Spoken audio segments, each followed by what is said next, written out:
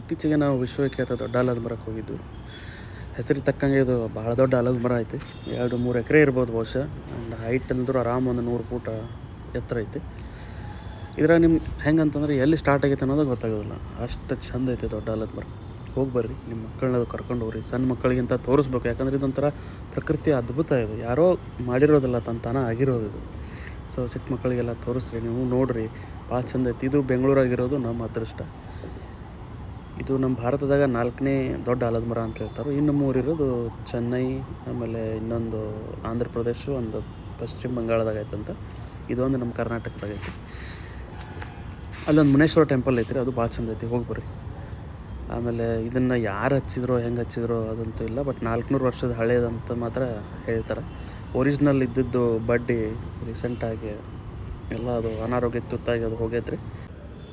Free ಇದ್ದಾಗ ನೀವು ಎಲ್ಲರೂ ಒಂದು ಸತಿ ಹೋಗಿ ಬರ್ರಿ. ಆ್ಯಂಡ್ ಕರ್ನಾಟಕ ಸರ್ಕಾರದವ್ರಂತೂ ಭಾಳ ಚಂದ ಮೇಂಟೈನ್ ಮಾಡ್ಯಾರ ಇದನ್ನು. ಎಲ್ಲ ಕ್ಲೀನ್ ಆಯ್ತು, ಎಲ್ಲ ಶೌಚಾಲಯಗಳು, ಕುಡಿಯೋ ನೀರು, ಏನೂ ಪ್ರಾಬ್ಲಮ್ ಇಲ್ಲ. ಜಾಗ ಮಾತ್ರ ಮಸ್ತ್ ಐತಿ, ಭಾಳ ಸಮೀಪ ಐತಿ, ಹೋಗಿ ಬರ್ರಿ.